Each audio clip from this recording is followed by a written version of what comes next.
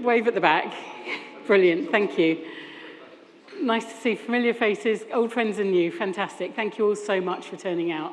Brilliant. And Cleona waving too. Hi, Cleona. I'm so grateful for you all for signing up. We had an interesting one this year in that we were massively oversubscribed about 6 weeks ago, and it turned out that half the people were really not a lot to do with our industry. So it's been quite challenging. Poor Sue has been spending a very long time trying to say to people, I'm very sorry, but you can't attend. So you're the guys who are allowed to attend, and I really hope you enjoy the day. Obviously, a lot goes into organising these things. And on that note, I'm going to start by thanking, firstly, all of our partners. You can see their logos. They'll all be on stage today, or the event partners are on stage today. There are one or two who couldn't make it for various reasons. Their logos are on the little table tents that we've got, so I need to thank all of our partners. But partners, home team, Sue in particular, but also George, Zoe, and Alicia and Kate, who are the home team today, who are going to be helping, making sure that you're all well looked after. We've effectively got breakfast, lunch, and dinner organised for everybody, pretty much. The dinner's maybe a bit light, but there'll be plenty of booze, hopefully. Yeah, Duncan as well on the team, and Rob. And also, please do talk with Dom, who's doing the artwork, who's capturing the key points. If you've got suggestions for Dom, please do go and talk to him. Perhaps not all day, because otherwise he'll have trouble drawing. And then Ollie on the cameras as well. So, general gist, you've got the agenda on the name badges. Thank you to Pictet for that fantastic idea. I pinched that from their conference. So we have got the agenda there, and we have got on two different sides, you've got a QR code which takes you to, hopefully if it's working, a link through to our website, which has got a questionnaire about shifting the dial and the work I want to do in that area going forwards, once some of the other work I've been doing recently is behind me. And also a link to the agenda. So you've got a delegate pack on one side and a link to our website on the other. So the purpose of today very much is to do what I've tried to do for a long time and really get this community going, saying there's a lot of us here who recognise that investing isn't all just about making money, because if you do that, things go horribly wrong. So it's about doing things well. It's about bringing sustainability into decisions, into our practices, and hopefully learning from one another, sharing ideas, really wide range of people here today. So, please do take the opportunity to talk to one another. There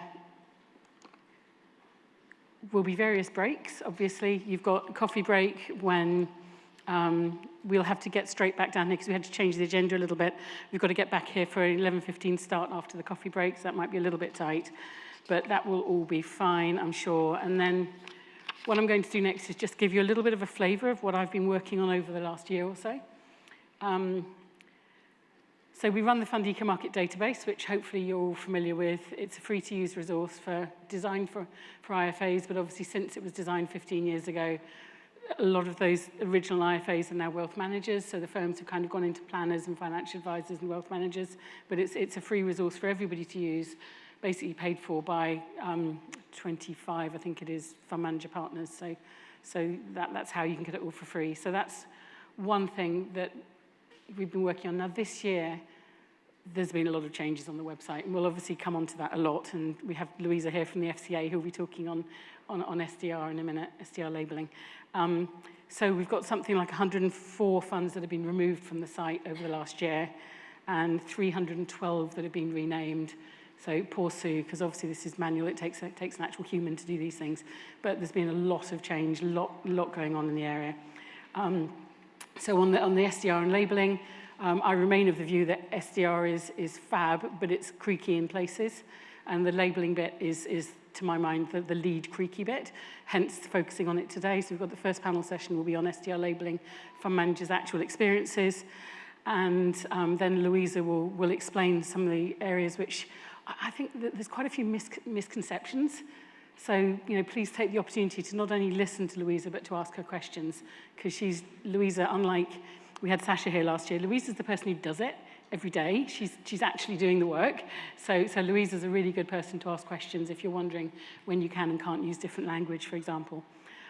Another big thing I've been involved in this year, which hasn't received anything like the publicity I think it deserves, probably because there is no PR team behind it, is the BSI, so British Standards Institute's fund standard. So PAS 7342, if you Google it, it's a free to download document. So a PAS means it's a publicly available specification. And I worked with a number of fund managers and portfolio managers and representatives of members of the public, etc., one of whom I think is here today, to come up with a document that just basically specs out, so what should a sustainable fund do and say? And we had to rewrite it multiple times because SDR changed the consultation process. But that's fine. We got to a place where I think the document's really useful. So if you want to have an idea of what these funds ought to be doing, or if you're looking at developing new funds or anything like that, you make use of the document. I was the technical author, so they paid me to do that role and bringing together all different people's opinions, which was, we were really chuffed with it once it got out. So I think it's useful, and it's not too granular. It's saying, well, different people like to do it this way, but providing you do this, you're okay. So a useful document. Obviously, in addition to all that, various consultancy and trying to socialize SDR and sustainable funds and speaking at conferences and running training things is the other stuff I've been involved in. But a really big part of my work this year has been the ASG report, so the Advisor Sustainability Group. Hasn't entirely gone to plan. I'll do a little session on it straight after lunch, running you through the format of it, but suffice to say it should have been finished a year ago. There's been issues, but we are ever so nearly there now. We will get it out the door. And one or two of you have supported me through that process, so thank you, you know who you are. So that's a general gist of what we've been doing this year. So let's talk about the market more generally and how people are feeling about it. We keep hearing people saying, people aren't interested in this area anymore, clients aren't interested, etc. I really, really question that kind of thing. I know people aren't asking for it in quite the same way because it's slightly lower profile. It's not all over the media all the time in a positive way like it was. But what we saw around the 2021-22 period, when I started talking seriously with Louisa and her predecessor Mark at the FCA, we saw this massive bubble where people launching all sorts of funds that were nothing much to do with sustainability. They had a bit of ESG integration going on, and they were claiming to, if you like, be solving the world's problems. And that is, well, the term we now use for that is greenwash. I call it just misleading people, really. It's just wrong, so we had to do something. So SDR, in some form, was to my mind, 100% needed. So what I think this chart, which is literally just a screenshot, as you'll see, it's nothing elaborate, it's from Google Analytics, Google Trends, and it shows that there was a real bubble in people searching for terms like sustainable, ethical, responsible, and ESG in the financials bit of it, because Trends kind of cuts it up into different industries. So there was that big bubble 4 or 5 years ago. But, where are we now? So 6 years ago, 7 years ago, we thought things were going great guns. That's probably not the best analogy, is it, for sustainable funds? Anyway, yeah, so all guns blazing. So we're not lower than we were 4 or 5 years ago.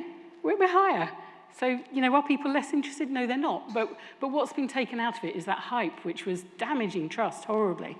So I'm not bothered by that. There are things that bother me. Clearly, we face challenges. I'm very aware of a number of them. But don't be downhearted. And a lot of speakers today, I think, will be talking to this point. The fact that we saw a bubble, it's come down from that. But people are still searching for information on sustainability. And the research from the FCA, the Financial Life Survey, which I'll talk on in a minute, still shows a lot of people are concerned about things like climate change. And why are they? Well, this gives you the answer, this kind of slide. If you look at the Copernicus information that gets put out, the numbers are terrifying. I mean, the planet is clearly warming a lot, and no amount of, talking nonsense is going to address that. It's actual action that's going to address that. So, this is 2024 figures. We know we've broken loads more records this year. None of this is good. It's not okay. So just bear in mind, this is the backdrop to everything. Not someone's political views or someone's wanting to favour a particular industry because they happen to be their buddies. This is the science. This is the stuff that matters. And then there's some great work that I need to mention that's been done by the Institute of Actuaries and also the guys at Exeter University. Can I ask if Mark is here from Exeter Uni? Has he arrived yet? There's one of the people who had signed up from the Exeter Uni team. No, perhaps not. I wanted to get into Wave so you could see who he is. So hopefully he'll be here a little bit later and he'll have missed that he got a mention, but there you go. What we're talking about, and I don't even like saying it, as a resident of planet Earth who's got no plans to move to Mars, and as a mother, both of you will have, you'll have seen my children. George is here today, Charlotte will be here in a bit, and friends and family and young generations. We're looking at, according to the Institute of Actuaries, who are not renowned for, bigging things up for the fun of it, 19% drop in GDP by 2050. 19%, that's, and that's assuming that none of the really massive tipping points that they keep warning are very, very real. You get a big ice shelf break or some thing that could happen that we're sort of hoping won't, but things will start to go wrong. So the financial crisis, when myself and probably one or two others here maybe, I don't know, lost our jobs in the financial crisis, that was a 6% drop in GDP, right? So the impact, the potential financial impact, if we don't get on top of this stuff, is horrible. So at the moment, we're kind of in a green zone where it's saying, the impacts are pretty limited, but where we're heading is for it to be a lot worse. So what we're talking about is financial markets here to a large extent. So obviously markets and people, social issues, environmental issues, they're all deeply connected. But of course, climate isn't the only issue, right? So there's a lot of other stuff that people are interested in, and this slide is just to show you the stuff that people have been searching for on our website recently on Fund EcoMarket. There is a lot of interest in the labels this year, so this is the first 9 months. Labels got a lot of interest, but also working towards adopting a label has been used a lot. Unlabeled with sustainable characteristics has been used a lot, which is great. And I think people do recognise that the labelling system doesn't cover everything, so you've got other searches as well on products. Interesting that armaments manufacturing exclusions are now actually higher than coal, oil and gas. That's a change. So guess what? There are people who actually don't want to invest in arms companies still. But coal, oil and gas are always very, very popular search. A lot of people are obviously really worried for the reasons we've mentioned. And tobacco also. So that definitely opens the door for your ethical funds, etc. Sustainability objectives, great, but it's not only sustainable funds. There's other things that individuals will want to support. So I'm just going to give you a little bit of background now for SDR before I invite the next speakers up on the stage in about 1 minute. SDR was designed to rebuild client trust, to address greenwash, as I've said. The labels are simply meant to be there to help people find funds that have got sustainability objectives. And the disclosure stuff, a lot of that is about trying to make sure information makes it through to real end investors, clients who perhaps they may be your friends or your parents or whoever who are saying, oh, what's the difference? How do I know whether or not a fund invests in a sustainable way? So these are all good things to be aiming towards. But obviously, it's shaken up the market a lot. We've seen on our site, on Fund EcoMarket, we've got 285 funds here. I think maybe slight timing issue there, but 285 funds renamed, 95 closed. So bearing in mind that our cohort that we look at and go searching for are only those funds that focus on sustainable, responsible, and ethical issues, 95 closures is quite a lot. Obviously, there's stuff changing in Europe as well as in the UK. We've got the numbers there. You will be sent all these slides, by the way, but you're welcome to take photos of whatever you want to do.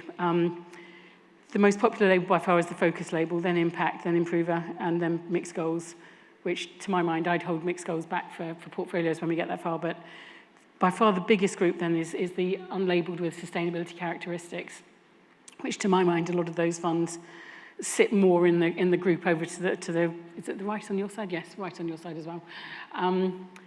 So, yeah, it's very much a middle ground. And then we've got a lot of funds that are still out of scope, so all your CCAVs and funds that aren't UK funds. And then lots of funds obviously can only make short factual statements, so that's sort of everything else, if you like, and I'm sure Louise will talk more. So there you go, that's me giving you a quick run through, and with that I'm going to ask people to come up onto the stage. But